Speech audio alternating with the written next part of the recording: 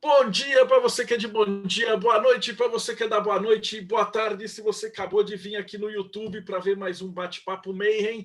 E hoje a gente vai falar de alquimia, mas alquimia pelo ponto de vista do rosacrucianismo, do martinismo, né? E para hoje eu vou chamar um cara que eu conheço acho que há uns 15 anos ou mais, ele já participou de vários simpósios, já vi várias palestras com ele, já fiz palestra nos círculos que ele organizava. Então é um cara que tem um trabalho bem sério, bem conhecido e, cara, foi um dos primeiros a dominar ali o Facebook quando a galera ainda estava tímida para entrar. Então o cara é muito mais conhecido que eu, é uma honra para a gente estar com ele hoje. Frater Camilo Compostela, como é que você está, Manão? Saudações, condigno frater, dignos irmãos, presentes aqui a esta nossa conversa. Estou muitíssimo bem. Quero, em primeiro lugar, claro, agradecer a este convite pela excelência e pela luz que esse projeto traz ao distribuir conhecimento de diferentes vertentes sobre diferentes linguagens. De fato, já tive a oportunidade de participar do simpósio, não aqui pelo sistema virtual, não é, mas presencialmente numa das suas edições na cidade de São Paulo, também ali palestrando, acho que à época, falando sobre magia sexual, isso já faz aí alguns bons anos, né? Assim como também de conhecer pessoalmente, fraternalmente, outros irmãos que já participaram aqui de entrevistas. Me é uma honra estar de volta aqui conversando com os senhores sobre hermetismo, esoterismo, ocultismo, filosofia esotérica. Obrigado. Para o pessoal que está fora e para quem está no futuro assistindo a gente está em 2021. Né? Esse projeto ele começou do simpósio mesmo, né? Que a gente não teve no ano passado e provavelmente nem vai ter esse ano também o presencial. E aí a galera falou: pô, pega os palestrantes, chama eles para a gente conversar e tal. E aí eu estou aos poucos conseguindo os contatos, né? A agenda do Camilo é cheia e a gente conseguiu agendar com uma antecedência boa. Então, eu agradeço de novo pelo teu tempo. E hoje a gente vai falar da jornada, né? E antes de começar a falar de alquimia e tal, a gente já está mais ou menos agora estabelecido, né? Então, a primeira pergunta que a gente faz é para você contar da tua jornada. Porque a gente vai ver, quando o Camilo fala de alquimia, dessas coisas, você vê que o olhinho dele até brilha, assim, né? Que é uma pessoa que ama o que faz. E isso é legal. Então, eu queria que você contasse para a gente, né? Como é que você chegou? Como é que era estudar alquimia antes da internet? O que te fez ir por essa jornada?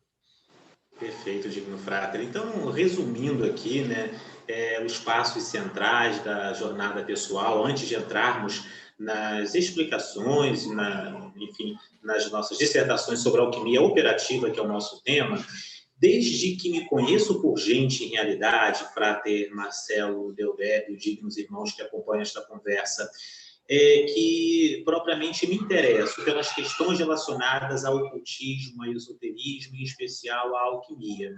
E isto, na minha infância, foi se revelando através do interesse por livros, né? Desde sempre eu frequento livrarias chamadas, aqui no Rio de Janeiro, não sei, Brasil afora, mas chamadas de sebos, que são as livrarias onde você tem livros usados, né? Livros de segunda mão. E até então, ali na adolescência, falo por cerca dos 13, 14 anos, eu não tinha a mínima ideia do que significava o termo Rosa Cruz. Então, como não venho de uma linhagem familiar dentro desse aspecto, me era algo completamente ignorado. Então, comecei a frequentar as livrarias e me caiu nas mãos, quando eu devia ter uns 14, 13 anos, um livro especialmente chamado Guia Prático de Alquimia, de Albert Heidel, de Frater Alberto. Nós vamos falar sobre a sociedade dele e sobre a linhagem de alquimia dele mais para frente. E aí ele citava a Mork, mas ele não dizia exatamente o que significava essa sigla. Eu me lembro que aos 13 anos eu ficava tentando adivinhar o que significava Mork. Eu ficava, a Mork deve ser amor, a primeira palavra, né? E alguma outra coisa que eu desconheço. Ele não citava exatamente o nome. Seja como for, naquela época não tinha internet, não existia a facilidade dos smartphones, enfim, toda essa facilidade do conhecimento, essa disseminação. Então, Passaram-se alguns anos, eu continuei adquirindo alguns livros, alguns outros conhecimentos, e quando finalmente eu fiz 16 anos de idade, eu já frequentava organismos afiliados da Rosa Cruz Amorque, a primeira organização rosacruciana que fiz parte, eu ingressei na Amorque. Eu sempre tenho que explicar isso, né? Porque, na realidade, para entrar para a Rosa Cruz Amorque, vamos lembrar que existem inúmeras Rosa Cruzes, mas para entrar para a Amorque, você tem que ter no mínimo 18 anos. E aí eu tenho que explicar que entrei aos 16, porque se você tiver uma autorização especial dos pais, dos responsáveis, você consegue ingressar. Então, pedi à minha mãe para que assinasse ali aquele papel de responsabilidade, enfim, permitindo aquele acesso, e ingressei na ordem dos adultos. Eu não queria entrar na ordem das crianças, né? Existe a ordem também, a antiga ordem juvenil, a ordem do Graal, enfim, já existia isso à época, mas eu preferi entrar na ordem dos adultos. E a partir daí, dos meus 16 anos, integrando a Ordem Rosa Cruz Amorque, iniciei oficialmente os meus estudos, embora isso tenha propriamente me percorrido a mente, o espírito, a alma, desde sempre. E a partir daí eu fui ingressando em outras organizações. A própria TOM, que é, depois de um certo tempo, para quem não conhece, depois de um ano aproximadamente, você tem acesso permitido a uma outra organização martinista chamada Tradicional Ordem Martinista. E tem a ver também com o nosso tema de hoje de alquimia, depois vamos falar sobre isso. E entrei também para a TOM, para a tradicional ordem martinista, e comecei a frequentar outros círculos iniciáticos, teosofia, eubiose, outras Rosa Cruzes, né? No próprio Rio de Janeiro existe uma Rosa Cruz muito antiga, até mais antiga que a Amorque no Brasil, porque a Amorque no Brasil chegou na década de 50 pelas mãos de Maria Moura, quando era imperator, filho primogênito do Spencer Lewis, do Ralph Maxwell Lewis, né? Enfim, existe uma outra Rosa Cruz chamada Fraternitas Rosacruciana Antiqua, todos os domingos, em épocas de não pandemia, se tem até hoje lá a missa na rua Saboia Lima 77, no bairro da Tijuca, para quem não é do Rio de Janeiro. Então, sempre ocorre a missa gnóstica, então frequentei muitíssimo tempo a missa gnóstica, vez por outra, ainda frequento outras tantas organizações. Seja como for, o meu caminho ligado ao rosacrucianismo, às ordens esotéricas e iniciáticas, se deu a partir dos 16 anos. E, concomitantemente, Frater Marcelo Deodébio, fui também estudando a própria alquimia, que é, desde sempre, a minha chave, ou propriamente o meu caminho dentro destas questões. Claro que estudamos a magia, estudamos cabala, teologia, história do ocultismo, enfim, diversas outras matérias dentro deste ramo. Entretanto, se me fosse perguntado um assunto principal de estudo, de ação e de movimento, posicionaria exatamente a alquimia como sendo este assunto. E, por isso, vamos entrar exatamente aqui nesse nosso tema, falando sobre a alquimia operativa. Aí, existem alguns elementos adjacentes, e, concomitantemente, a minha caminhada dentro da Rosa Cruz, eu criei, logo em seguida, eu tinha uns 20 e poucos anos, um círculo esotérico, mas não é um círculo esotérico no sentido de ser uma ordem, muito longe disso. Na verdade, era só um círculo de encontros públicos, gratuitos, em que nós convidávamos palestrantes diversos para explanar sobre temas específicos de sua linhagem. Então, pessoas advindas das mais diferentes correntes de pensamento. Isso eu creio que tinha mais ou menos 20 e poucos anos, uns 21 anos, e criamos na cidade do Rio de Janeiro, nos reunimos em locais públicos, né? Principalmente para a juventude. Isso já era um tanto quanto à época, estava começando uma coisa que os senhores hão de lembrar-se, que é o Orkut, o antigo Orkut. Não existia Facebook, não existia Zoom, Instagram, nada disso. Era mais o Orkut. Então, nós começamos aproximadamente naquela época. Esse círculo teve a sua sede no Rio, mas também teve em São Paulo. É interessante que o senhor mesmo, Frater Deodébio, foi um dos convidados, né? Lembro-me que o senhor falou sobre maçonaria, isso foi ali na Parque Ibirapuera, na cidade de São Paulo, né? No Ibirapuera, exatamente. E que você falou sobre... Isso deve fazer uns 15 anos, né?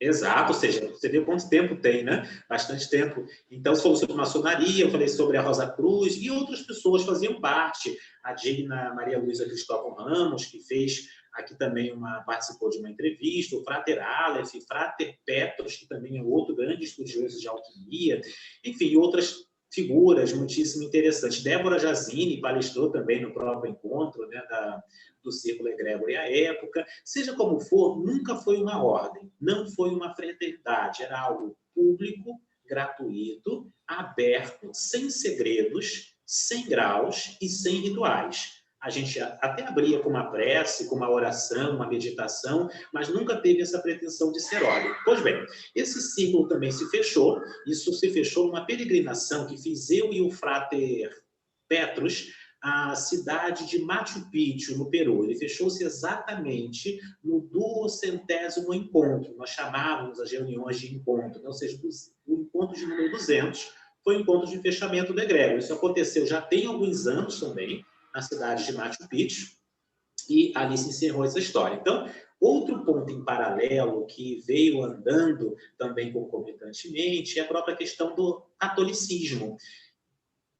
Desde sempre também tive grande atração pelo rito da Igreja Católica Apostólica Romana.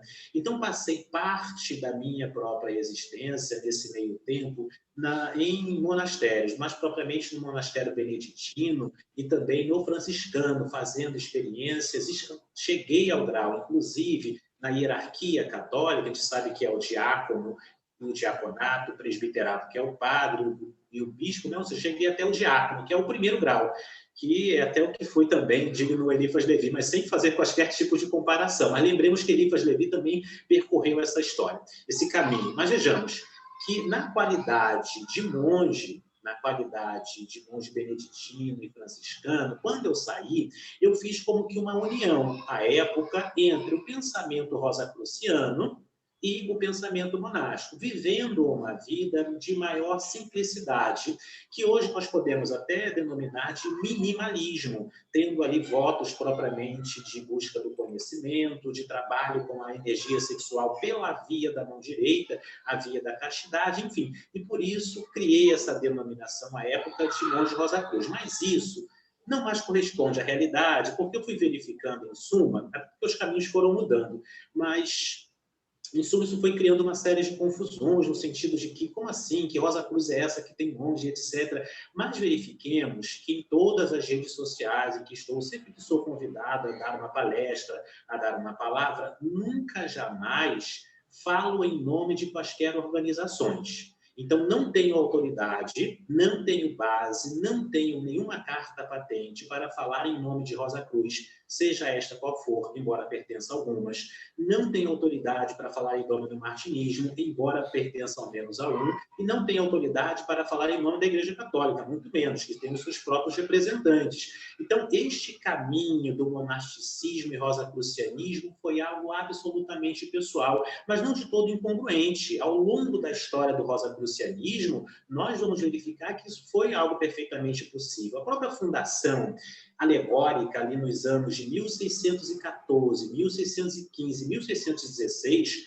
com a publicação respectiva, Frater Marcelo Deodélio, dignos irmãos, estudantes de ocultismo que acompanham este nosso canal, do Fama Fraternitatis, Fama Fraternitatis, Confessio Fraternitatis e Casamento Alquímico de Christian Rosepreutz, estes manifestos foram dados a público pela figura de 9 monges, dentre os quais o próprio Christian Rosepreutz. Jacob Boehme tinha uma vida muito monástica, o próprio Basílio Valentim era também um monge beneditino, enfim, diferentes personalidades, se nós formos pincelando ao longo do tempo, né? Jacob Boehme foi uma das inspirações a Luiz Flor de Saint-Martin, que pelas mãos de Papos veio nos dar o martinismo. Enfim, são elementos históricos que sim comportam a ideia monástica, mas não defendo isso com unhas e dentes hoje em dia.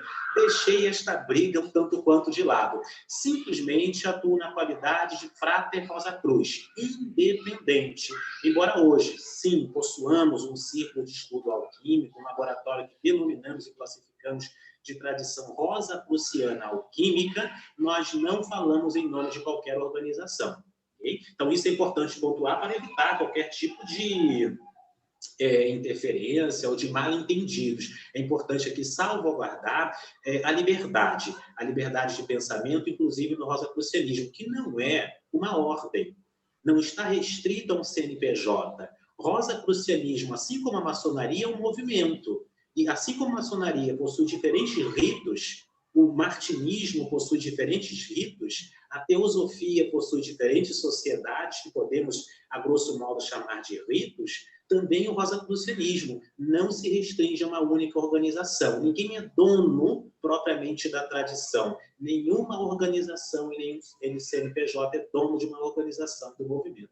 O que acontece é que nós temos diferentes expressões, linguagens, visões, tradições dentro deste movimento e que estão aí integrados e manifestando a sua própria maneira a essência da tradição esotérica. Enfim, então acho que pontuei aqui os elementos principais do meu início, na juventude e adolescência, bem como os elementos dos círculos criados há anos atrás. Nós convidamos ali também para uma palestra, e também o elemento da igreja. São os três principais ângulos, assim bem como a questão da alquimia. São os elementos principais que acho que resumem a questão da tradição pessoal. Isto posto, e não havendo maiores perguntas, e se existir a gente pode responder e voltar a esse ponto, nós podemos entrar finalmente na alquimia prática. Podemos, Frater? Isso que você colocou, você não foi o único que foi perseguido nessa época. É que o pessoal que está assistindo isso, eles são geralmente a galera mais nova. Mas não só o Camilo, mas o Frater Goya também foi atacado, foi perseguido, porque vocês eram da Rosa Cruz e era tradicionalmente, falava que era a única e etc. E aí as outras Rosa Cruzes não eram oficiais, entre aspas, né? Então, não só você, mas o Goya também foi bem atacado, judicialmente ainda e tal, por essa questão. Porque eu te chamei aqui, porque como você se denomina monge Rosa Cruz, de acordo com a tua vivência, né? E hoje em dia a gente tem até a galera da magia do caos que os caras pegam o que funciona e usam, né? Tô falando da galerinha magia do caos ralé, mas o pessoal que realmente estudou isso, estudou o hermetismo, estudou a cabala, pensou e pegou o que servia. Você já fazia isso 15 anos atrás. Então, para mim, a tua jornada é muito parecida com a de várias outras pessoas que eu entrevistei, né? Eu sei que você, às vezes, fica na defensiva nas entrevistas, porque a galera, não só você, mas outros que também foram atacados por conta dessa história de mas como é que você fala que você é Rosa Cruz? Mas que ordem que é? E não precisa de ordem, é exatamente isso que você falou.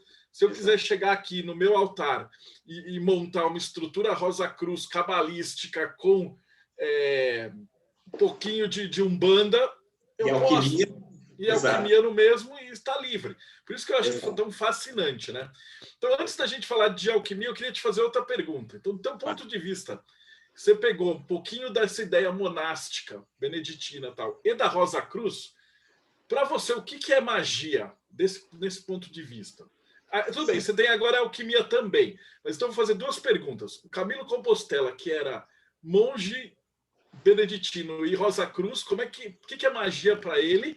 E depois que você começou a aprofundar na alquimia, o que é magia para você agora? Perfeito. Quando sou questionado sobre a definição de magia, Frater Deldébio, sou obrigado a recorrer às palavras de uma grande personalidade do mundo ocultista, para dizermos o mínimo, que é o senhor Aleister Crowley. Sempre que tenho que dar uma definição, por não encontrar definição melhor, por não ter encontrado em qualquer outra tradição uma definição mais plausível do meu ponto de vista, digo o seguinte, abre aspas, palavras de Crowley, magia é a arte e a ciência, e faço uma leve modificação, de conduzir as transformações de acordo com a vontade. Fecha aspas. Isto é magia. Ou seja, magia é a arte, é a ciência de conduzir as transformações de acordo com a vontade. E sob este ponto de vista, embora só essa explicação, essa definição nos consumiria horas de explicações, verifiquemos que independe de tradição, de linguagem religiosa, de tradição mística. O indivíduo pode estar lá no sertão do Cariri, sem propriamente nunca ter ouvido falar nos grandes mestres incógnitos da humanidade, sem possuir quaisquer graus nas ordens iniciais iniciáticas e, ainda assim, ser uma pessoa altamente poderosa no que tange à própria magia. Porque a magia, ela independe das questões de tradição, de patente, ou mesmo de conhecimento teórico, tal como nós, dentro das ordens esotéricas, temos ali o hábito de cultuar e de louvar. Então, magia é isso. Arte e ciência de conduzir as transformações de acordo com a vontade. Agora, fôssemos nós trabalhar também com a definição de alquimia, faríamos algo muitíssimo próximo disso. Alquimia é a arte e a ciência de sublimação do ser. É diferente. Magia, arte e ciência de conduzir as transformações de acordo com a vontade. Alquimia, e aí já é uma definição, mas desde que vos falo, alquimia é a arte e ciência de elevação, de sublimação do ser. Fecha aspas. Então, essa é a definição. Você compara mais ou menos com teurgia, né? Então, a alquimia é como algo para o ser humano se elevar, nesse sentido, espiritualmente. Não propriamente da teurgia apenas, porque pode transparecer uma ideia um tanto quanto psicologista, o que impera na atualidade, de que a alquimia é apenas um elemento de transmutação dos sentimentos, de elevação moral, de iluminação espiritual, de trabalho apenas nas questões subjetivas, quando, na realidade, a alquimia, para ser alquimia de fato, ela deve trabalhar hermeticamente o que está acima e o que está abaixo. Tal como exemplificou também o próprio mestre, de que aquilo que a gente une no céu, aquilo que a gente liga no céu é ligado na terra, e o que desligamos na terra é desligado no céu. Ou seja, a alquimia deve trabalhar simultaneamente o labora, que é o trabalho em laboratório, e também o oratório, ou seja, trabalhar a oração. É tanto o aspecto externo quanto interno. Então, não é só a teurgia, porque a teurgia pode dar a entender de que a alquimia é algo mais, ou tão e somente sutil. A alquimia, indubitavelmente, trabalha com a sutilidade das coisas, trabalha com a transcendência mental, com a iluminação espiritual, digo o frater Marcelo Godébio, digo os irmãos que acompanham a qualquer tempo e a qualquer hora. Mas também ela vai expressar elementos físicos, materiais, tangíveis, laboratoriais. E é exatamente esta linha também de alquimia operativa que nós defendemos e que nós trabalhamos efetivamente. Mais do que isso, e é um dos propósitos dessa nossa conversa, é vermos que não estamos só nisto, que figuras das mais elevadas dentro do contexto esotérico da modernidade, e nem falando de Idade Média, né? Vamos falar da modernidade, trabalham a alquimia operativa, a alquimia laboratorial. Fantástico. Bom, e já com a definição de magia feita, então vamos falar um pouquinho então, de alquimia, né? Então, o que é alquimia? Quando é que começa a alquimia? Se você puder dar um parecer aí para o pessoal leigo, né? Onde é que começou, as personalidades, como é que ela se desenvolveu? Embora o tema alquimia antiga, o nascimento da magia, fosse nos consumir volumes e volumes de tempo e de espaço e de falatório, nós vamos aqui resumir brevemente a história da antiga alquimia para entrarmos na alquimia operativa, que é o que, propriamente, sobre o que não se fala ou que pouco se conhece, que não é algo muito notório. Então, vamos defender esta tese aqui ou falar sobre esse elemento. Pois bem, a alquimia, nós podemos definir a palavra em duas partes de origem hebraica. Alquimia. A químia, propriamente, que vai ter ali as suas raízes no Egito, enfim, vai trabalhar o aspecto da matéria, é de onde veio a palavra química, e isso todos nós o sabemos, né? E o al é o prefixo que traz a ideia do sutil, do superior, do espiritual, daquilo que é elevado. Na própria língua árabe, nós vamos ter, por exemplo, a palavra álcool, veio do árabe. Então, o álcool é um espírito sutilizado de alguma coisa pela extração, algo que nós também fazemos e aprendemos quimicamente da própria alquimia. O alcorão, por exemplo, enfim, todas estas palavras com essa partícula trazem a ideia de algo sublime, da mesma maneira que em Cabala, ou na própria língua judaica, no hebraico, nós vamos ter o El. Então, os anjos, por exemplo, Gabriel, Rafael, Samuel, ou seja, sempre que nós temos este sufixo El, nós temos algo sublime, algo elevado. Então, a alquimia significa isto. espírito e matéria, ou elevação espiritual da própria matéria. Em suma, alquimia significa isso. Agora, a história da alquimia se perde, obviamente, nas noites, nos ventos, nas florestas da história humana. Mas podemos localizá-la principalmente, não nos árabes, tão e somente, embora os árabes tenham desenvolvido. Mas vejamos que os árabes, antes do apogeu, por assim dizer, das faculdades, das universidades católicas cristãs, os árabes eram os conservadores do conhecimento. Isso a gente aprende em história. E como excelentes mercadores e pelas rotas comerciais, eles interligavam o Oriente e, por vezes, o Extremo Oriente com o Ocidente.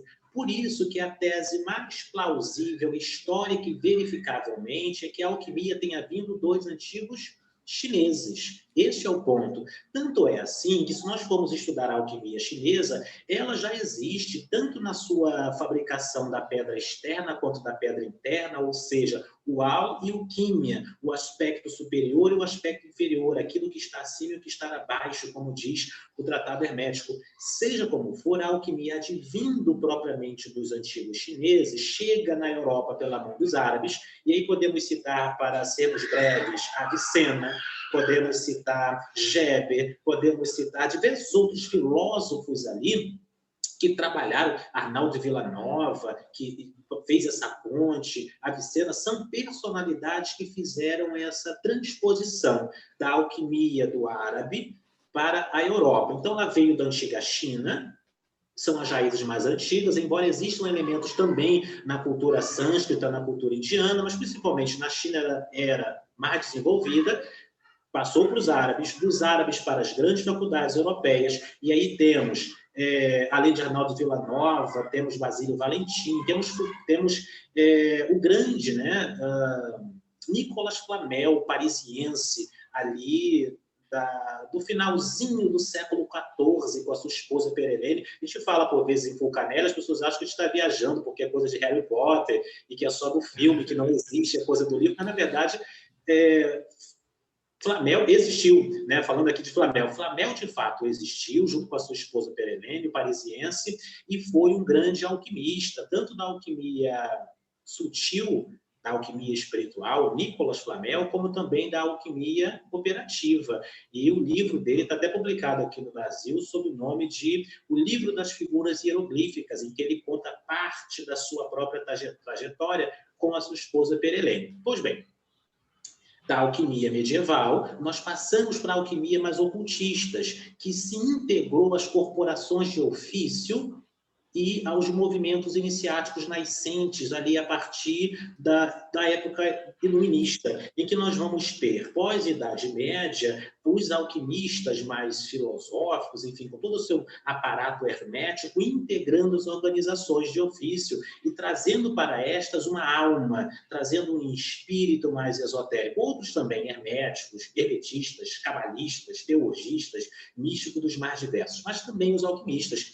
E aí nós vamos ter uma certa união entre o movimento esotérico e a própria alquimia. Vejamos, frater Marcelo Deodébio e dignos irmãos que aqui acompanham, que os manifestos a que me referi, que deu nascimento ao movimento rosacruciano, mas tem gente que vai dizer que veio do Egito, tem gente que vai dizer que veio da Lemúria, que veio da antiga Atlântida, que veio de Marte, que veio dos ETs. Ok, não vamos entrar nessas discussões. Aqui estamos nos referindo a aspectos historicamente verificáveis. Aquilo propriamente que... Exatamente, quem está falando aqui de Nicolas Flamel. Exatamente, ele era escrivão parisiense e foi alçado aí ao posto de grande alquimista. Pois bem, os manifestos já traziam 3 ideias fundamentais, se nós formos ler os manifestos: o Fama, o Confessio e o Casamento Alquímico. Que 3 fundamentos eram esses? A alquimia, a magia e também trazia a própria cabala. Eram os elementos fundamentais dos próprios manifestos, que foram se desaguando nas ordens das mais diferentes que nós hoje conhecemos. Então, o rosacrucianismo sem a alquimia, o rosacrucianismo sem a magia, o rosacrucianismo sem a cabala, está propriamente destituído de alma, porque estas são as suas bases, os seus fundamentos, as suas plataformas. Então, A alquimia, por intermédio do rosacrucianismo e de outros movimentos iniciáticos, veio se perpetuando em diferentes figuras. Vamos encontrar Irineu de Filaretos, vamos encontrar, enfim, outras tantas figuras daquela mesma época. Basílio Valentim, já citamos ele, que é mais ou menos dessa época. A própria figura de Paracelso, grande alquimista, também, e herbalista, bem como, e é uma das nossas bases, inclusive, de trabalho prático em laboratório, na atualidade, né, os escritos de Paracelso. Saint-Germain também teria sido um grande alquimista, Cagliostro e outras tantas figuras da antiguidade mais ou menos iluminista, podemos assim dizer. Então, deste período, então nós temos a antiga China, os árabes, Idade Média, período iluminista e, por fim, a Era Moderna.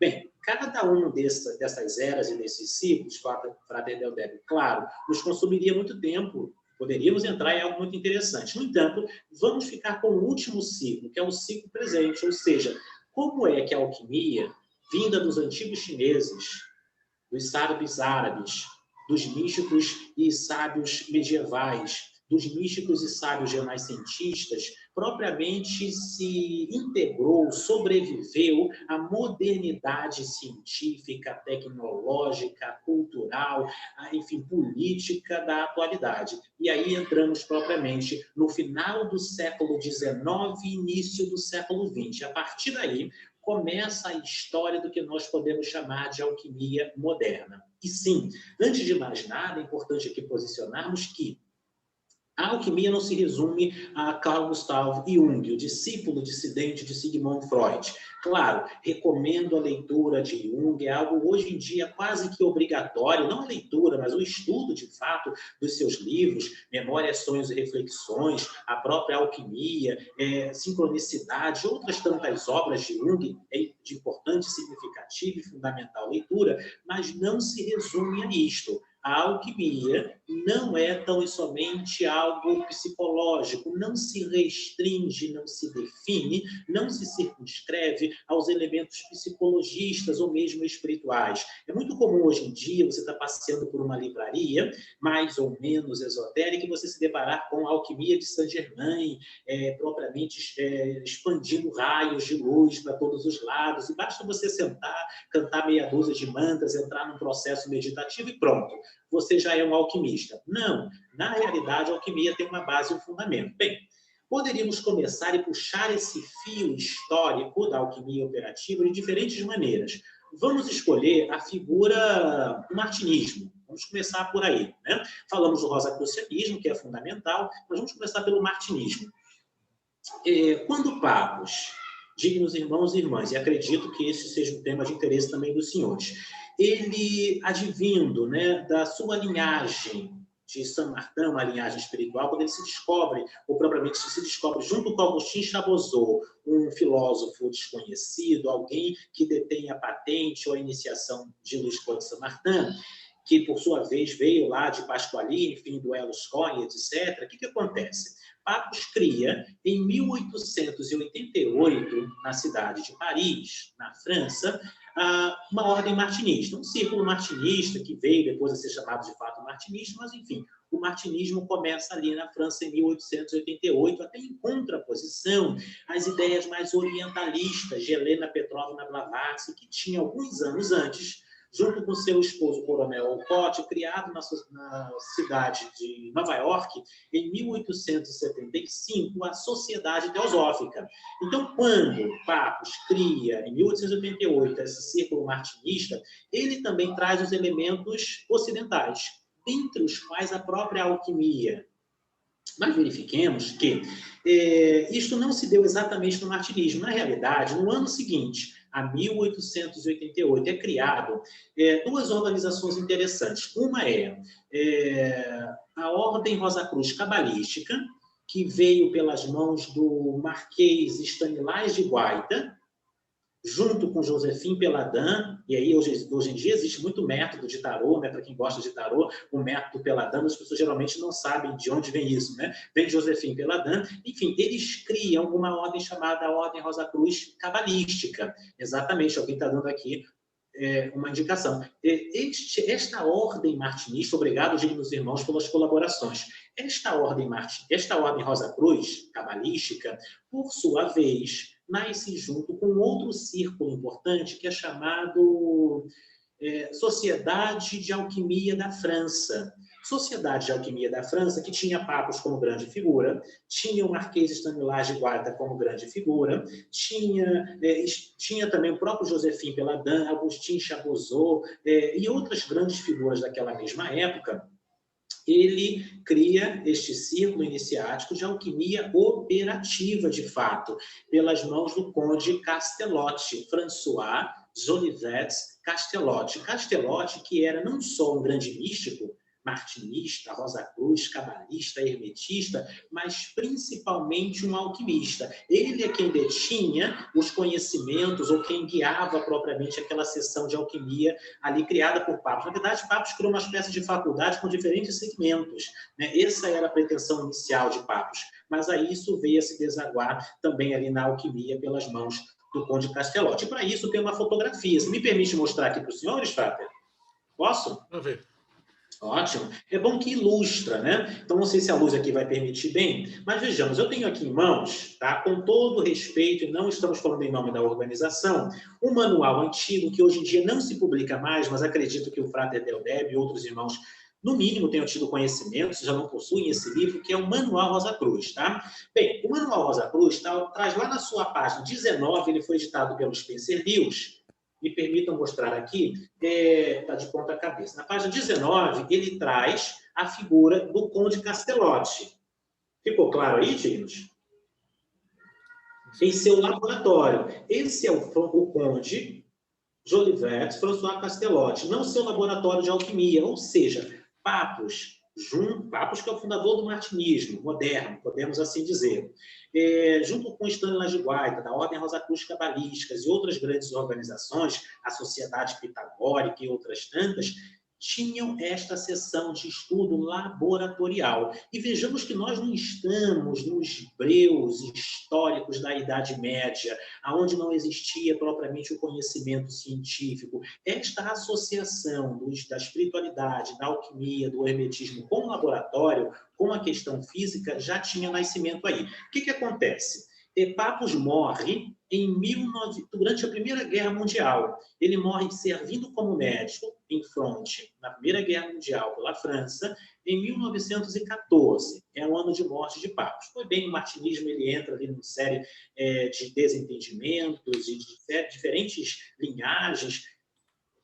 No entanto, Jolivet Castellotti continua sobre a direção propriamente da ordem do Círculo de Alquimia da França, Sociedade de Alquimia da França é o nome correto, e ele entra em associação com uma outra grande figura, que é o Dr. Ave Spencer Lewis, alguns dos senhores talvez conheçam, que é o fundador, em agosto de 1975, da Ordem Rosa Cruz Amor, que é a antiga e mística Ordem Rosa Cruz. Verifiquemos que os dois publicam, na França, à época, a primeira revista Rosa Cruz, né, ou a revista Rosa Cruz daquela atualidade. Então, a revista Rosa Cruz, ou Rosa Cruz, era uma combinação entre uma publicação da Sociedade de Pesquisas da Sociedade de Alquimia da França, junto com a própria Ordem Rosa Cruz da Morte, ou Rosa Cruz da Morte. Então, essa publicação em conjunto trazia tanto elementos místicos, como também as questões de laboratório. É importante posicionar aqui o Spencer Lewis, porque a gente não sabe muito bem como é que foi, no meio de tantas Rosa Cruz existentes, no início de 1900, a existência, propriamente, como é que a morte cresceu tanto. Um dos elementos foi o seguinte: em 1916, Spencer Lewis reúne, Frater Marcelo Deldeb, eu digo meus irmãos, cientistas, ele reúne personalidades, reúne as crianças aqui gritando, ele reúne cientistas, reúne grandes personalidades, jornalistas, e faz uma transmutação pública de zinco em ouro, num laboratório Rosa Cruz, por uma pedra que lhe tinha sido dada por ninguém mais, ninguém menos que o próprio amigo de Papos, que é o François Jolivet Castellotti. Então, no dia seguinte, a Amor, que estava com o seu nome estampado nos principais jornais da época. Ou seja, a partir dali houve uma grande fila de inscrições pelos interesses, porque guardava os conhecimentos alquímicos e etc. E o Spencer Lewis, ele mesmo afirmou o seguinte, que todo grande mestre, ele receberia o segredo e tinha como obrigação realizar ao menos uma transmutação como prova da sua conexão com a tradição Rosa Cruz na sua existência. Uma vez, eu estava num grande congresso com o grande mestre da Mork. Não, eu não estava. Eu estava participando do congresso como alguém qualquer. Mas eu estava lá e fiz uma pergunta. Não esse grande mestre de agora, né? Falo épocas outras. Era a época do sucessor de Maria Moura, o frater Charles Vega Paruque. Era um outro grande mestre. E aí, eu fiz essa pergunta. Frater, Spencer Lewis, ele posicionou-se que o grande mestre ele tinha essa capacidade como prova, etc. E tal. O frater Charles Vega Paruque fez ali uma piada, como era próprio da sua personalidade bem-humorada, e disse, olha, isso aí eu desconheço esses processos. Ou seja, isso foi caindo num certo desuso. Ele mesmo não tinha conhecimento desse processo. Ainda assim, porque a alquimia foi caindo em desuso, a alquimia laboratorial, ela vem caindo no desuso. Por isso que é importante aqui posicionarmos isso hoje nessa nossa conversa, né? Reavivando um pouco os elementos históricos. Seja como for, a Mork já trazia isso. E aí, nós vamos dar um certo salto, não é? Dentro do próprio rosacrucianismo, depois vamos voltar um pouco algumas décadas para o ano de 1960.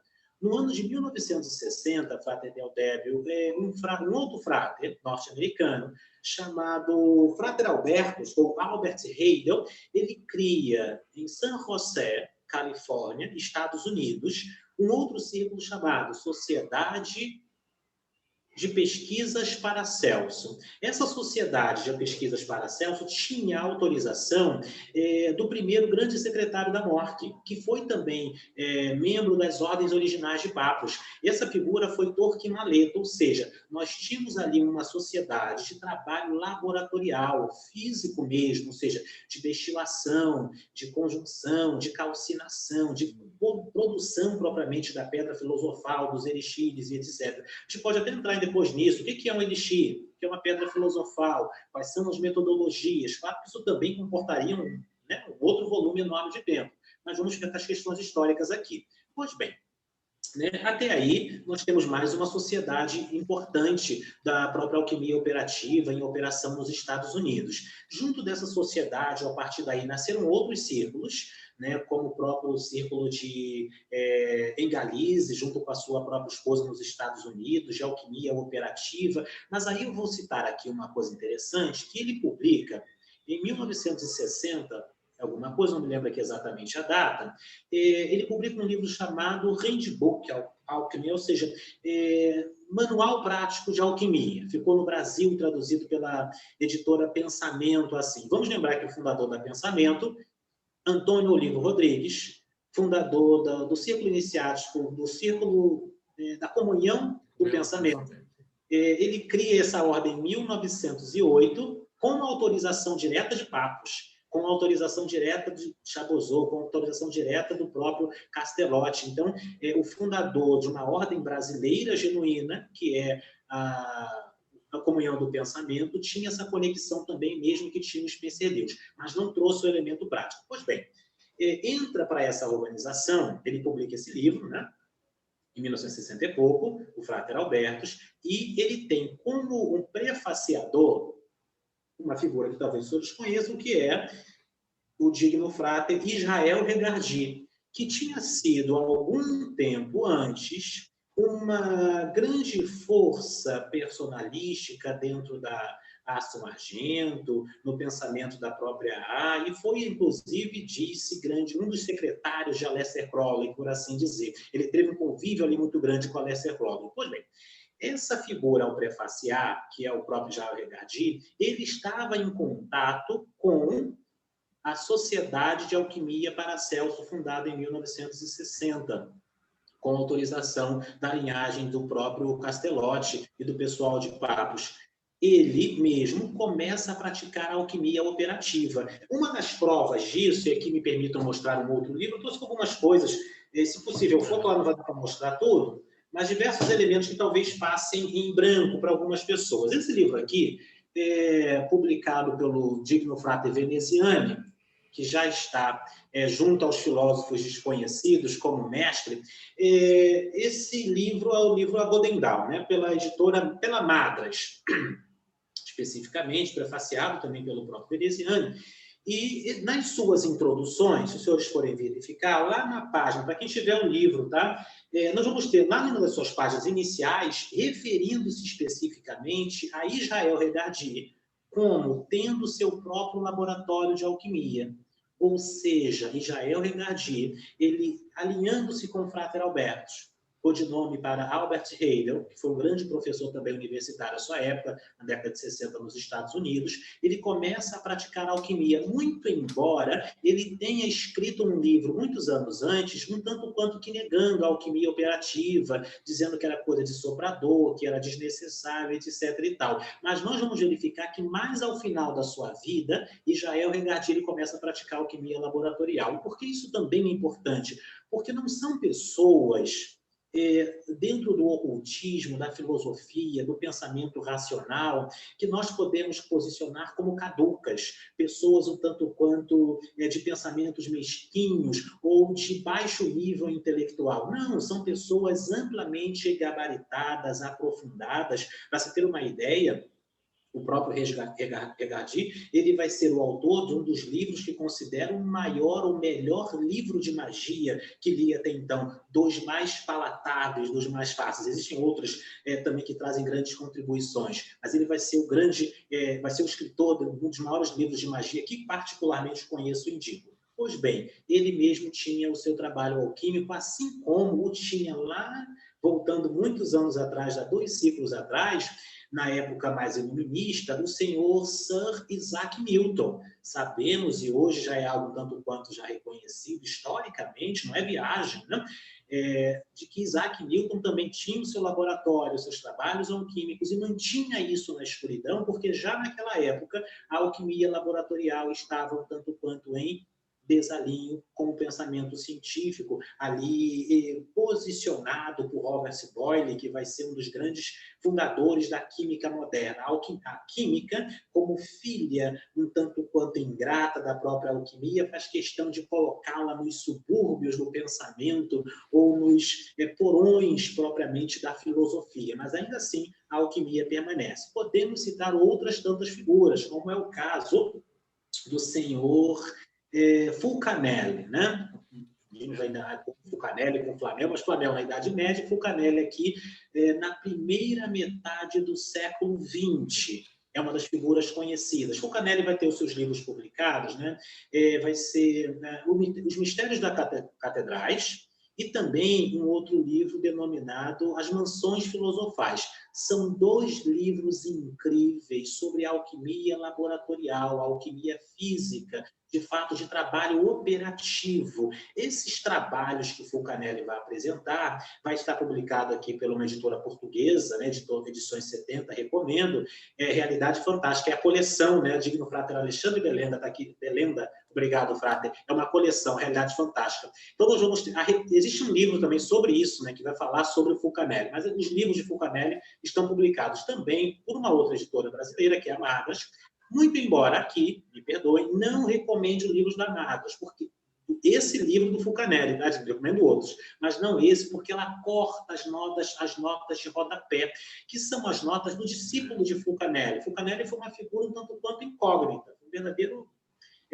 SI, um superior incógnito, invisível, mas o seu discípulo, ele propriamente foi uma pessoa conhecida e essa figura conhecida, ela publica e traz ideias, traz anotações, traz configurações alquímicas muitíssimo interessantes sobre o próprio mestre. Então, nós vamos ter aí diferentes círculos. Pois bem, vamos aqui a um outro círculo iniciático. Isso foi na França, tá, Dimas? Primeira metade do século XX, já sob aí o pensamento científico, não mudou muita coisa de lá para cá, então nós temos basicamente o mesmo pensamento. Pois bem, outro círculo de fundação que nós podemos posicionar foi com o português.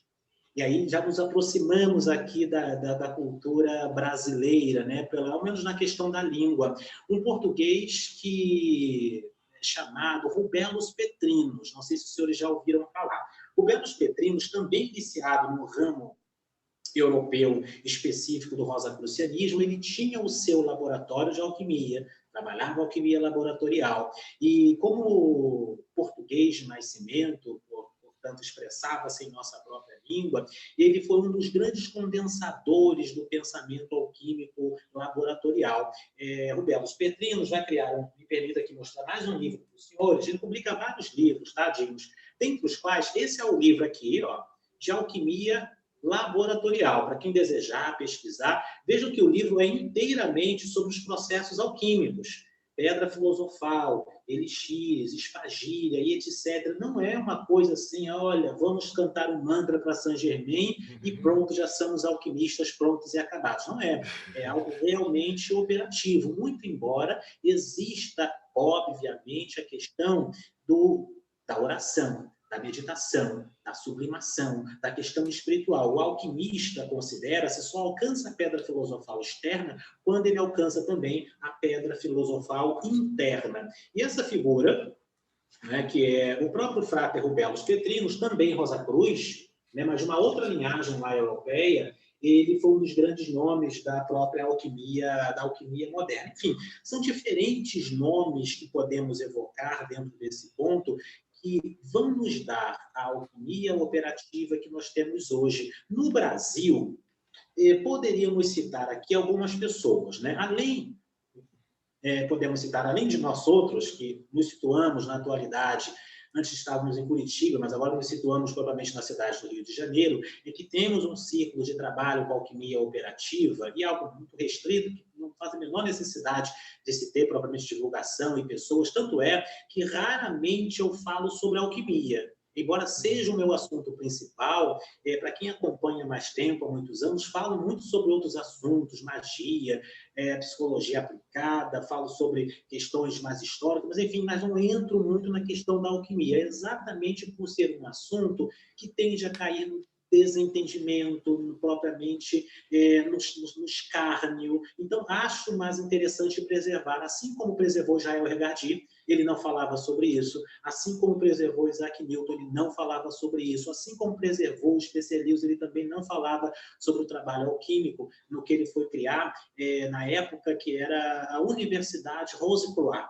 né, a Universidade Rosa Cruz, cuja sede fica atualmente no bairro do Bacaxeri, na cidade de Curitiba, no estado do Paraná, no país chamado Brasil. Pois bem, estes círculos todos condignos, eles consubstanciam a modernidade da alquimia. Aqui no Brasil nós vamos ter, nós trabalhamos com isso, embora nós também tenhamos aqui, na cidade do Rio de Janeiro, um outro fráter, que comanda uma ordem, não sei o nome da ordem, mas enfim, é de alquimia operativa também, ele usa muito essa sigla, Frater Fidelis, que também tem esse processo. Nós temos um círculo também de alquimia operativa em Minas Gerais, Frater Petrus, que é também o que nós podemos chamar de alquimista solitário. Existem muitas pessoas assim, né? Eu conheço vários fratres irmãos que trabalham a alquimia sem juntar pessoas, a grande maioria, né? Sem propriamente formar organizações ou ficar dando cursos sobre isso.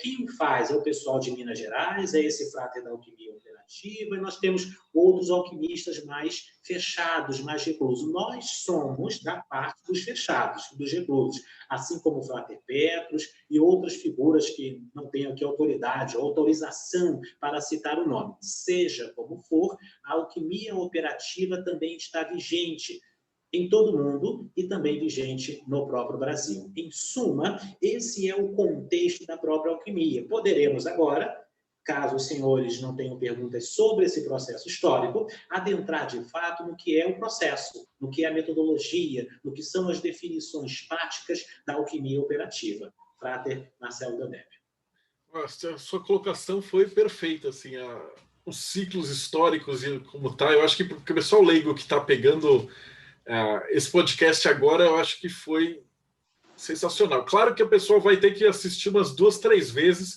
porque você passou um monte de coisa legal. E se o cara quiser anotar, ele vai assistir, mas eu achei fantástico. Eu cheguei a entrevistar, você já é o terceiro alquimista que eu entrevisto. Então, eu entrevistei o Luiz, Ele também trabalha com alquimia operativa e solitário também. E o Thiago Tamussauskas, que também ajudou a elaborar o livro, né, que a gente fez do Princípio Alquímica, né? Então, isso que você falou, já o pessoal que acompanha a gente já está acostumado. Os alquimistas são meio uma galera solitária, né? Então, se você puder falar um pouquinho para a gente de como que é esse processo, como é que funciona a base. Não precisa entrar em detalhes, assim, porque eu sei que é um assunto extenso, eu vou te chamar mais vezes. Mas podia falar um pouquinho assim sobre como é que começa, né? O que precisa de um laboratório? Alguém que está começando agora, o que a pessoa precisa para entrar nessa senda da alquimia? Existe uma complexidade aí, né? Porque o indivíduo, em primeiro lugar, tem que se descobrir vocacionado à própria alquimia. Verificar se esta é, em termos telêmicos, a sua verdadeira vontade. Em termos paulinos, se esta é a sua lenda pessoal. Ou, em termos gerais, se esta é propriamente a sua missão de vida. Faz-se necessário que o indivíduo faça essa pesquisa. Em geral, os indivíduos vocacionados à alquimia mais profunda, à alquimia operativa e à alquimia espiritual, eles vão se descobrir nisto. E, na medida em que se descobrem, faz-se necessário uma dedicação de longos anos, através da leitura, através da pesquisa e também através do laboratorial. Na alquimia, Frater Marcelo Deodébio, dignos irmãos e irmãs que acompanham essa nossa conversa sobre alquimia operativa, vai existir um axioma, uma frase, uma sentença, um pensamento que diz o seguinte, abre aspas, lege,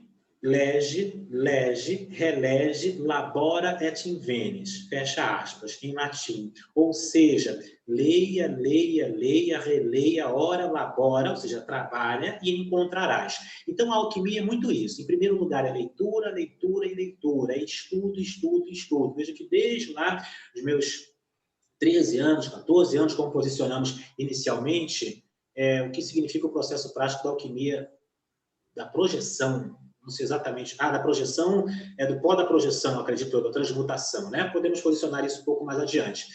Gratidão pela pergunta. Mas vejamos o seguinte, que sim, a alquimia requer a leitura dos clássicos. Não dá, Frater Deodébio, para o indivíduo falar da alquimia sem citar os clássicos, sem passar pelas grandes escolas. Por vezes a gente vê pessoas falando de alquimia, mas que nunca propriamente leu Fulcanelli, que nunca leu Irineu Filaleto, não leu Nicolas Flamel, não leu Paracelso, não leu Basílio Valentim, enfim, não leu os grandes clássicos antigos e modernos da própria alquimia. E na medida em que o indivíduo não se debruçou sobre isso, infelizmente, ele não vai estar já de pronto habilitado a falar sobre alquimia. É como se o indivíduo fosse falar, por exemplo, sobre teologia católica sem ter lido Santo Agostinho, sem ter lido São Tomás, sem ter lido Catarina de Sena. Então fica, de fato, complicado. Isso já percebe de cara, se a pessoa tem base ou se não tem, quais são os fundamentos, quais são propriamente as bases do indivíduo. Então, ler e reler, o estudar continuamente. Isso é importante. Então, compre todos os livros que lhe forem possíveis. Claro, isso tudo tem um gasto, tem tempo, mas, enfim, cada um vai se posicionar de acordo com aquilo que lhe for possível.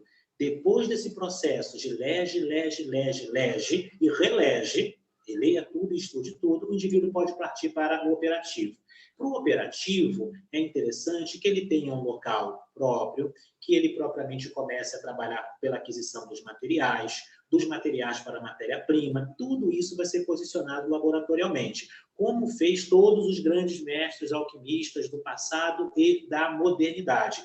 O que ele vai comprar? O que propriamente ele vai adquirir? Como vai montar o laboratório? Se ele leu e releu, ele sabe o que é. Então, o primeiro passo é estudar, antes propriamente de entrar na alquimia operativa. Então, se alguém, porventura, está aqui em qualquer tempo e a qualquer época assistindo a essa nossa conversa, enfim, e deseja ingressar nesse processo, o primeiro passo é a leitura e é o estudo. Também é muito significativo integrar algumas ordens iniciáticas. Claro, você pode ser Rosa Cruz simplesmente pela leitura dos manifestos e pela livre associação? Pode.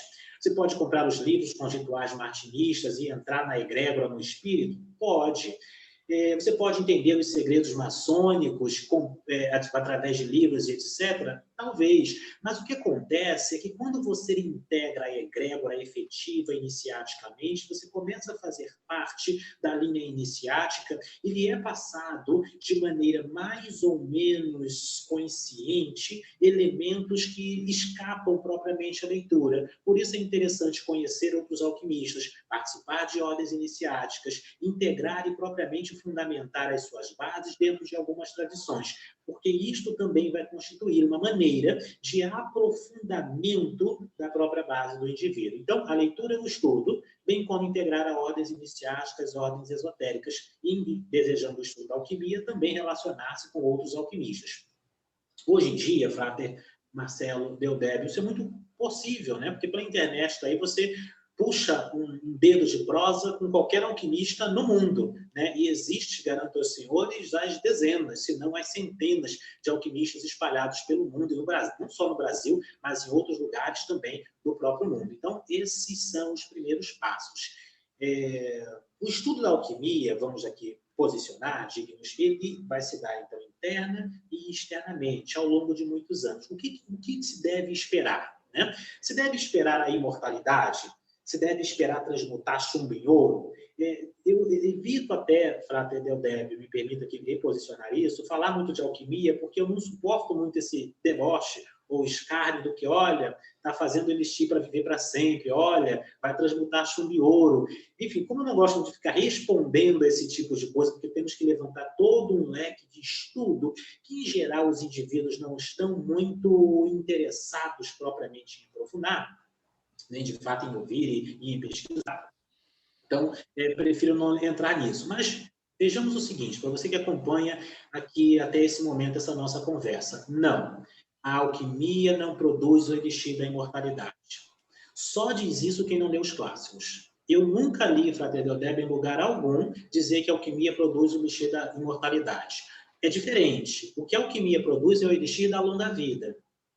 Quando, por exemplo, Nicolas Flamel, com sua esposa Perelene, alcança lá a idade de 80 anos, aquilo para hoje, nosso ponto de vista, é algo corriqueiro, mas na época eles tinham de fato alcançado o elixir da longa vida e tinham sobrepujado a expectativa de vida, porque a expectativa de vida naquela época era muito menor que a nossa.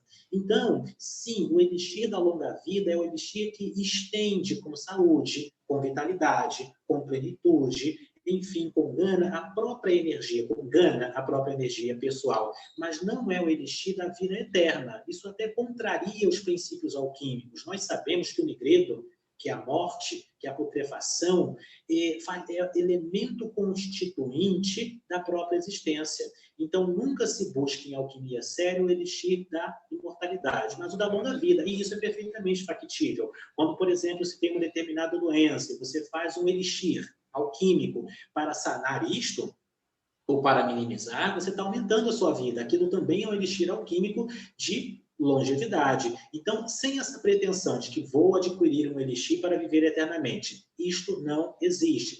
Pode acontecer de, em algumas tradições, alguns alquimistas serem considerados como, de fato, escapando à curva dos alquimistas comuns e elevando-se para além dos anos. Mas isso, um tanto quanto que beira a lenda. Nós não temos razões, fundamentos, bases históricas e verificáveis historicamente para fundamentar isso. No geral, é só o elixir da longa vida mesmo. Ponto. E a pedra filosofal, que um dos nossos irmãos aqui em conversa falou sobre a projeção, né? Acredito que ele estivesse falando sobre o pó da projeção. Helena Petrovna Blavatsky, uma das grandes personalidades pela qual tenho grande admiração, eu costumo brincar em aulas de história do esoterismo que ela era a avó propriamente do senhor Aleister Crowley, por assim dizer, mas não é realidade, estão historicamente aí distantes, estão geneticamente distantes, é apenas uma brincadeira. Mas, enfim, Helena Petrovna Blavatsky, ela vai dar a notório saber que a pedra filosofal se divide em 3 ingredientes. Isso também vai ser confirmado por Fulcanelli, vai ser confirmado por Nicolas Flamel, Basílio Valentim e outros alquimistas. Em 3 coisas se separa a pedra filosofal, que é a obra máxima da alquimia, ou seja, o opus magnum. Mas nós vamos ver se tivermos tempo, que não existe uma pedra filosofal, existem vários tipos de pedra filosofal. E serão alcançadas em laboratório e também seriam alcançadas internamente. Mas Blavatsky diz o seguinte, no seu grande tratado, que ela escreve aos seus 55 anos, né? Quando todos já pensavam que ela estava ali acabada, já de velhice, de doenças e, ao mesmo tempo, de má fama, né? Que é a doutrina secreta. Ela vai dizer que a pedra filosofal se distingue em pó da projeção, elixir da longa vida e lâmpada inextinguível. A lâmpada inextinguível é a mesma que foi encontrada lendáriamente no túmulo de Christian Rosenkrantz, que é uma lâmpada, como o nome já pode explicar, que não se apaga, ela fica como um fosforescente propriamente na escuridão. É um fenômeno químico relatado por alguns, e Blavatsky vai falar que pesquisadores, enfim, antigos teriam encontrado essa lâmpada inextinguível, mas é uma possibilidade. Fulcanelli vai explicar como chegar a essa pedra, a essa lâmpada inextinguível, que é você acelerar ao máximo a pedra filosofal no laboratório, mas é algo um tanto quanto perigoso, né, de se alcançar e difícil. Pois bem, o segundo elemento em que se divide a pedra filosofal é o elixir da longa vida. Já falamos sobre isso, que não é o elixir da imortalidade, é algo que traz saúde, vitalidade, energia, que sim pode estender a expectativa de vida, e é esse o propósito fundamental, e até sanar doenças, que é o elixir máximo, né? Quando você alcança o opus magnum máximo mesmo, né? Que é a pedra filosofal do reino mineral, ou seja, a pedra filosofal vermelha, existe a pedra filosofal verde, a vermelha e outras. E o terceiro ponto em que se divide a pedra filosofal é também o pó da projeção, ou seja, uma das aplicações da pedra filosofal é você dissolvê-la dentro de um determinado contexto laboratorial para que ela se transforme em algo que eleve os metais inferiores a propriamente a sua máxima potência, que é o próprio ouro. Isso parece uma ideia um tanto quanto assim impossível, inconcebível, mas só da parte de quem não conhece a ciência também.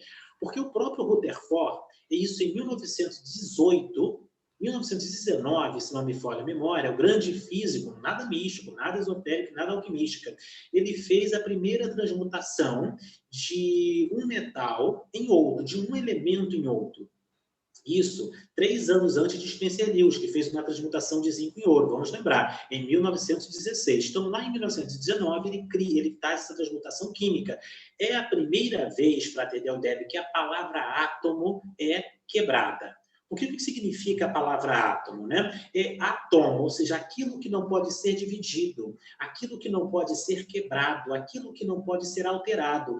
E por muito tempo a palavra átomo foi uma pedra engasgada na garganta filosófica da alquimia, em que, portanto, não existe transmutação. O chumbo é chumbo, vai ser chumbo ad eterno, o ouro é ouro ad cero, e outros minerais, metais vão ser aquilo que são ad eterno. Na verdade, Rutherford joga isso por terra. E hoje nós sabemos que é perfeitamente possível, em laboratório, quimicamente, sem qualquer elemento alegórico, alquímico, propriamente trabalhar com isto que é a transmutação de elementos, a transmutação dos próprios átomos e também do próprio chumbo, do zinco e outros tantos. O que acontece é que, o que é mais barato? Você conseguir a pedra filosofal e transmutar o chumbo, o zinco em ouro, ou você propriamente submeter isso a um processo laboratorial pela química. É mais barato você seguir a via da química. Então, se o objetivo de quem aqui nos escuta, então vamos chegar lá, vamos fazer isso, vamos transmutar um metal em outro, o recomendável é que estude a química. A química faz isso de forma mais barata e mais tranquila. Não precisa ficar batendo cabeça, não precisa ficar estudando esoterismo, não precisa se debruçar sobre os clássicos de outrora para ingressar nesse processo. A química já faz isso e é um pouco mais barato e não há grande necessidade de transformação pessoal, de nada disso. O pó da projeção, em realidade, como pedra filosofal, ela faz com que os átomos propriamente dos metais inferiores, falando aqui a grosso modo, alcance as oitavas do ouro, algo que era até desconhecido. A tabela periódica é algo moderno, né? Periódica dos próprios elementos é algo recente, era desconhecido dos alquimistas, mas é um conceito que vai casar com esse pensamento antigo. E sim, se me perguntarem, Frater Cassiano, pelo que você pesquisou, pelo que você leu, né, até da modernidade, é possível a transmutação alquímica de metais? Sim, acredito sim que isso é perfeitamente possível. E a história nos dá diferentes relatos disso, de alquimistas, tanto na antiguidade quanto na modernidade. Acabei de citar o Dr. Harry Spencer Lewis, que fez uma transmutação na frente de jornalistas e cientistas. Por isso que o nome dele estava estampado ali no dia seguinte, em 1916, nos principais jornais da época. Mas não vamos entrar nesse tópico aqui, que é uma outra discussão. Para isso, recomendo um livro chamado Descobrindo a Alquimia, de Bernard Rogers, se não me falha a memória, um outro francês, que vai falar sobre, para quem está anotando, né? Que vai falar sobre os processos de transmutação da alquimia ao longo da história. Alguns, claro, foram fraudes, e isso existe também, mas existe em qualquer lugar. Existe fraude na medicina, existe fraude no sacerdócio, existe fraude na cozinha, e vai existir fraude também nas questões alquímicas, místicas, esotéricas, em todo lugar. No entanto, não podemos colocar todo mundo nos porões propriamente da falsidade, da ilusão, porque um ou outro assim foi posicionado. É interessante fazer esse estudo e para isso indica esse livro. Pois bem, o que é pedra filosofal, afinal de contas? Temos tempo, Frater Deldébio? Temos tempo, pode... Aqui, se deixar, a gente vai embora. O que é não, pedra não se filosofal? preocupa com isso. Hoje a gente vai tratar do básico. Acho que você já passou a história, tudo máximo, mas acho que a história da pedra filosofal e o que é, fecha com chave de ouro. Perfeitamente. O que é, portanto, se existirem perguntas, podem ser posicionadas, pedra filosofal, né? A pedra filosofal é a substância máxima da arte e da ciência de elevação ou sublimação do ser. Que é a definição, lá no início, Frater Deldébio, dignos irmãos e irmãs, que nós posicionamos sobre alquimia. Ou seja, a pedra filosofal é a pedra da filosofia. Lembram do termo al e químia, ou seja, o espiritual e o físico? Ou seja, nós temos também a pedra, que é o elemento material, e a filosofia, que é, como foi bem definido pelo mestre Pitágoras de Samos, cerca de 500 anos antes de Cristo, ali fundador da escola pitagórica, ele foi posicionar que a filosofia é aquilo que é a amizade pela sabedoria. O filósofo é o amigo da sabedoria. E, portanto, o filosofal é aquilo que tem amor pela filosofia. Então, a pedra filosofal é a pedra, ou propriamente a obra, de amor à filosofia. Entendendo aqui filosofia mais no sentido esotérico, hermético e ocultista. Vejamos que a pedra filosofal é a materialização do hermetismo. Não podemos admitir a ideia funcional, real e válida do hermetismo se o hermetismo só funciona no espiritual. O que o alquimista faz em laboratório? Ele aplica os princípios herméticos também na matéria, porque assim como é acima, é abaixo. Nós, inclusive, não conseguimos entender a tal esmeraldina sem aplicá-la ao próprio laboratório, porque quando a gente vai caminhando na descrição ipsis literi, também na descrição da alma, da essência, né, para não ficar só na letra, como diz o próprio apóstolo, né? Paulo de Tarso, a letra mata, mas o espírito vivifica, né? Palavras dele, ou seja, é importante entender o espírito interno, espiritual e essencial daquela questão. Quando nós entendemos os princípios herméticos, eles são aplicáveis à nossa vida cotidiana, às leis mentais, à magia pessoal, mas também são aplicáveis ao próprio laboratório. Então, se o hermetismo funciona a nível espiritual, ele há de funcionar, se verdadeiro é, também nos aspectos materiais. E aí nós temos a pedra filosofal, por exemplo, o Frater Deldébio, da erva cidreira. Nós temos a pedra filosofal da babosa, né? A aloe vera. Nós temos a pedra filosofal do chumbo, nós temos a pedra filosofal do ouro, enfim. Todos os seres da natureza vão possuir a sua capacidade de alcançar o estado de pedra filosofal, tendo propriamente como ponto culminante disto o próprio alquimista se tornando ele mesmo uma pedra filosofal. Por isso é a pedra da própria filosofia. E só alcança, diz-nos a tradição, a pedra filosofal no externo, no físico, no laboratorial, quem alcançou a pedra filosofal no espiritual, no interno, no subjetivo, no mental e no próprio espiritual. Esta é uma definição importante. Então, pedra filosofal é isto, é a mais sublime potência do próprio ser. Né? Falamos sobre o livro do Hermetismo, sobre o Hermetismo, um dos livros que recomendo aos senhores, quando os senhores forem aí caminhando pelas livrarias, estava mostrando aqui antes em off, do Prata Marcelo Deldeb, um dos livros de nosso laboratório, que é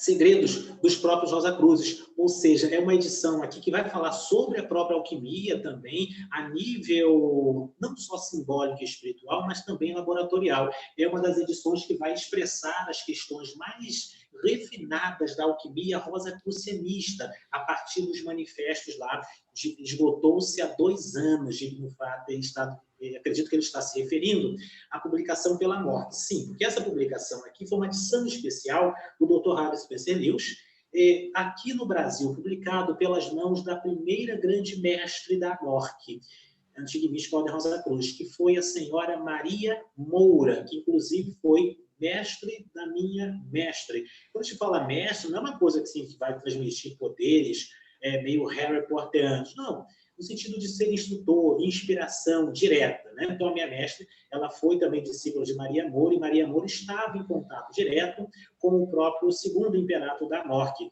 o senhor Ralph Maxwell Lewis, que detinha ali aqueles conhecimentos advindo do seu pai. Depois tivemos o Gale Stewart, e depois o Christian Bernard, e até a modernidade. Pois bem, então, a pedra filosofal da alquimia, existe a pedra filosofal para cada ser. Então, nós podemos, por exemplo, praticar a separação, praticar propriamente a conjunção, o putrefato, a ubificação, termos o rubedo, todos esses processos em ervas. E para que serve esse processo, Frater Deldeb, dignos irmãos? Serve justamente para nos dar uma potência mais elevada que todos os outros métodos. Quais são os métodos de produção de remédios que nós temos na atualidade?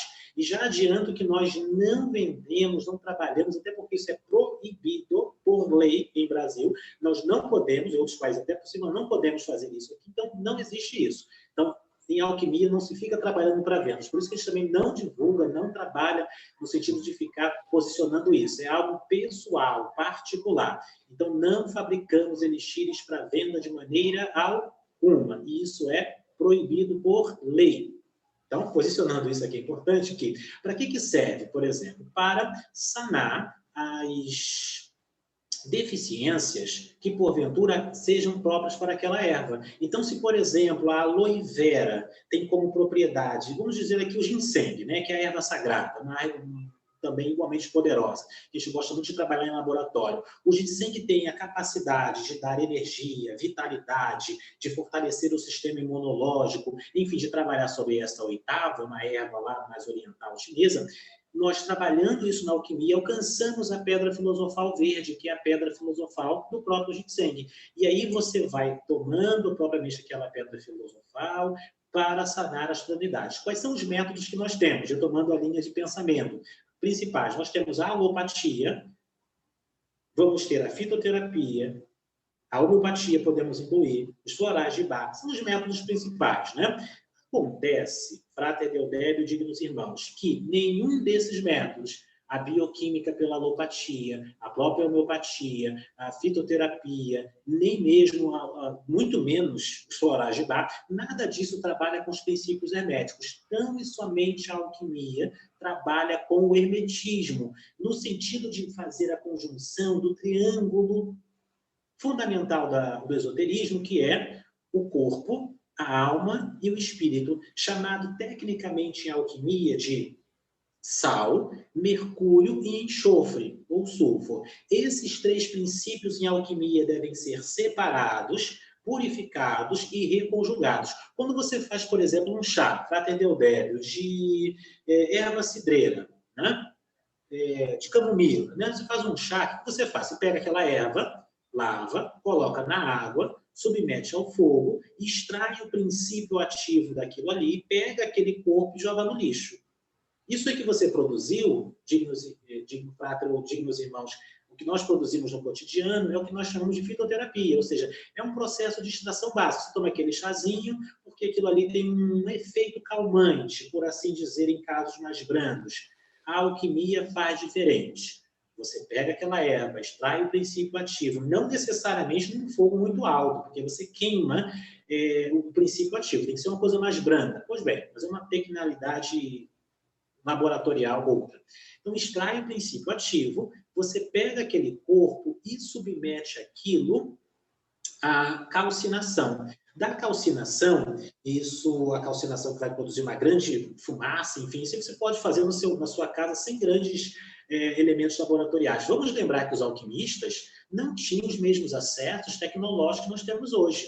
Então, hoje, os senhores têm acesso a ferramentas tecnológicas, a luz elétrica, que já é um grande avanço, que não tinha Nicolas Flamel, não tinha Basílio Valentim, não tinha Arnaldo de Villanova, não tinha Avicena e outras tantas grandes figuras.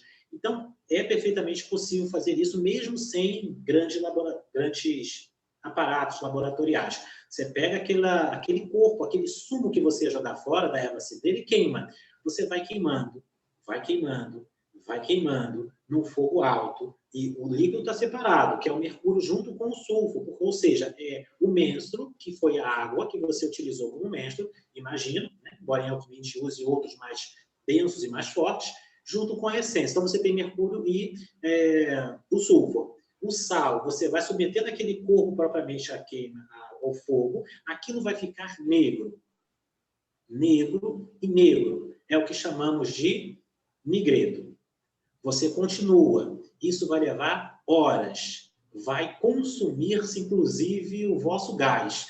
Né? E você vai ter que repor. Você vai posicionando aquilo. Horas. Aquele sal, ele vai começar a ficar cinza, cinza, cinza, e vai se sutilizando. Depois que ele ficar cinza, ele vai começar a ficar branco. É o albedo. Depois que ele ficar branco, explicando o processo laboratorial básico da alquimia espagírica, de alquimia vegetal, ele vai ficando branco até ficar vermelho. É difícil chegar no ponto vermelho, né? Digo, você considera citrina como uma quarta fase? Sim, o citrino, por vezes, pode representar também a queima desse processo, né? Mas não recomendamos especificamente nos inícios se atingir essa fase muito elevada do vermelho. Só o branco já é o suficiente. O albedo, inicialmente, para quem perguntou, já é o suficiente. Você pega aquele sal, coloca num frasco, une o mercúrio e o sulfuro junto com o sal. Coloca aquilo numa espécie de incubadora, muito lenta e gradual, e você vai conjugando os três princípios até que estes virem uma coisa só. Falando assim parece fácil, falando assim parece simples. No entanto, existe uma série de tecnicalidades e de repetições do processo necessárias. A alquimia é muito repetição para alcançar a pedra filosofal também. Mas vai chegar o momento, a grosso modo, explicando que aquilo vai se tornar uma coisa só, Pater Del Débio. Essa coisa só é, no primeiro grau, a pedra filosofal. Veja que a fitoterapia não faz isso, que a bioquímica pela alopatia não faz isso, que a homeopatia com as suas dinamizações vindas do professor Hahnemann, também fundamentada em Paracelso, não faz isso. O Florais de Bach, muito menos, que é uma coisa quase que espiritual, não tem ali um processo propriamente químico. Enfim, a metodologia que usa os três princípios, o corpo, a alma e o espírito, o sal, o sulfuro e o mercúrio, é tão e somente a própria alquimia. Isso é produzir a pedra filosofal, é isso que, em suma, nós realizamos em laboratório de alquimia. Isso pode ser feito por qualquer erva, que é a chamada espagíria, né? Espangíria é uma palavra que atribui-se à figura de Paracelso, grande médico alquimista, ali do finalzinho da Idade Média, né? 1500 e pouco, Paracelso, contemporâneo ali de outras grandes personalidades, ele atribui-se a ele essa palavra, espagíria, que é unir e separar, ou seja, você separa e une. E a cada vez que você refaz o processo, o que acontece? A pedra se torna cada vez mais e mais potente. Agora, por que, afinal de contas, podemos nos perguntar com toda a sinceridade e tranquilidade de espírito,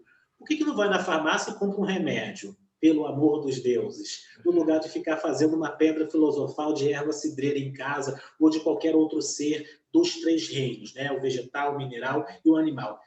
Se faz isso porque acredita-se, tem-se aí indicativos muito fortes, e inclusive pessoais, não vamos aqui citar isso, de que a metodologia hermética, ela produz elixires, isso é chamado de elixir também, muito mais potentes que a bioquímica, muito mais potentes que a homeopatia.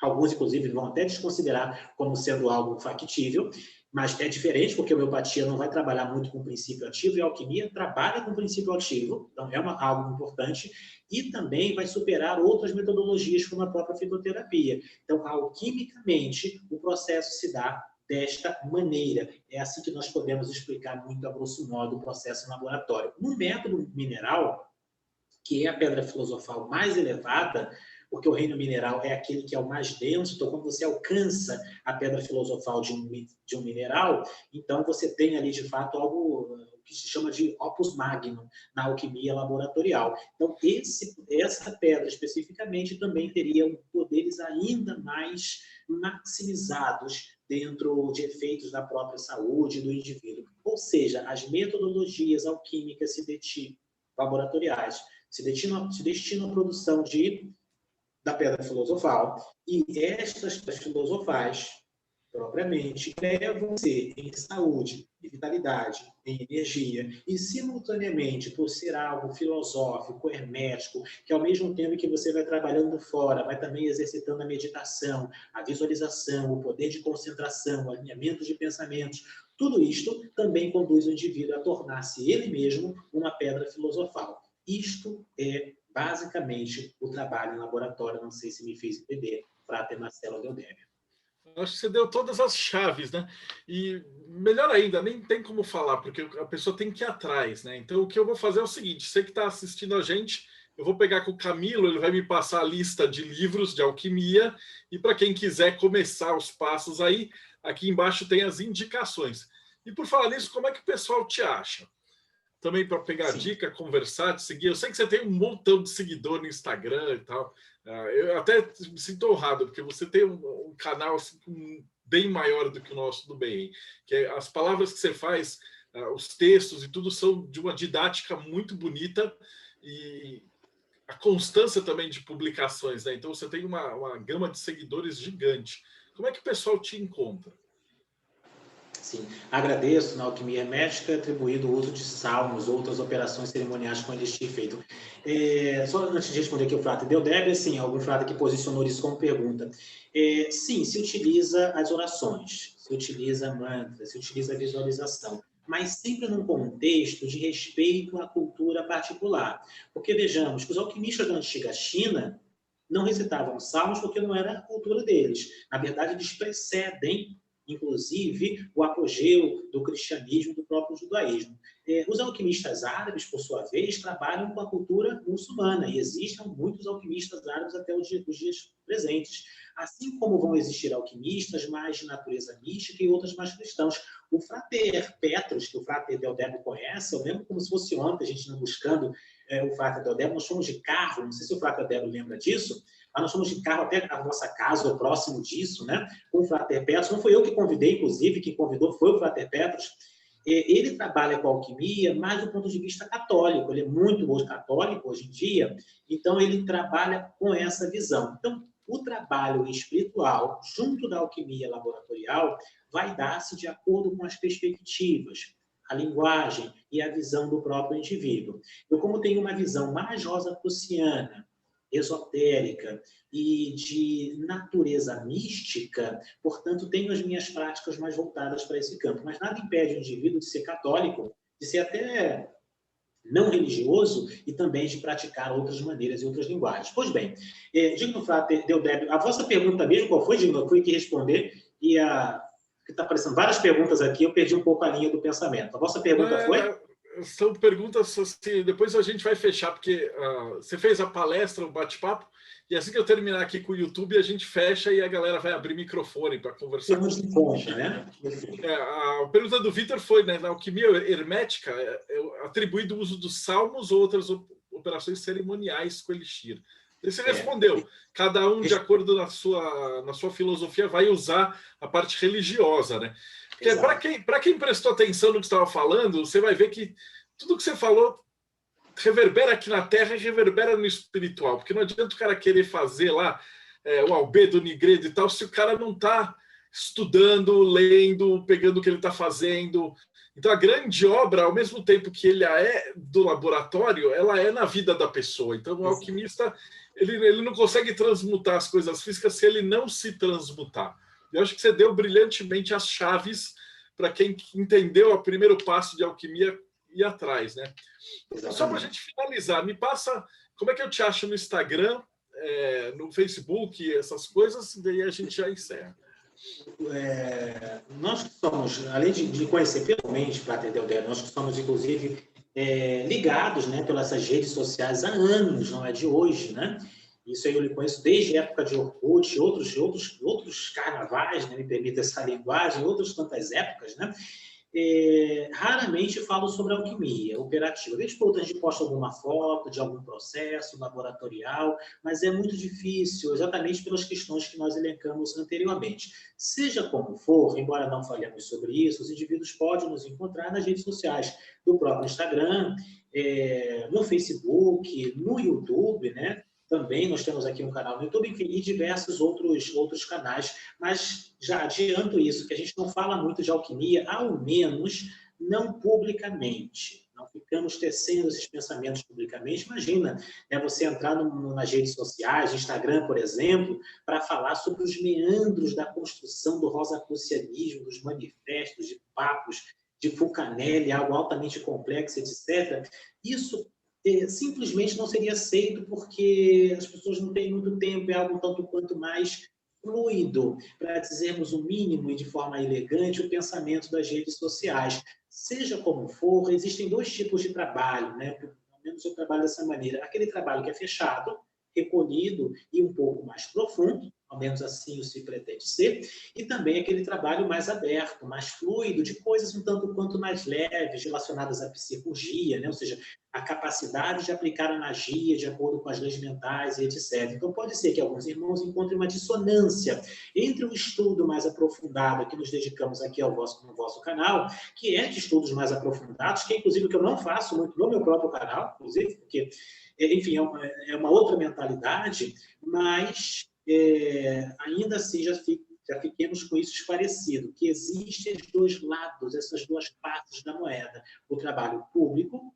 visível, mais palatável, e vai existir também aquele trabalho mais fechado, recluso e aprofundado. É fantástico. Assim, o trabalho que você faz, que o Léo faz com Conhecimentos da Humanidade, que o Keller e o Andrei fazem com Magicando, assim, de porta de entrada para a galera vir, e aí depois entrar nas ordens, nos grupos e no estudo, eu acho que é fantástico. E esses Exato. livros que você já deixou ao longo aí da palestra, que eles vão estar aqui embaixo na descrição, eu acho que já dá a chave da porta para a galera entrar. Cara, foi muito agradecido demais pelo teu tempo. E eu vou despedir do pessoal aqui, a gente volta a conversar. Então, para você que acompanhou a gente até aqui, né, não esquece, segue o canal, vai lá no canal do Camilo também, segue o canal dele, deixa o like, e a gente se fala aí no próximo Bate-Papo Mayhem.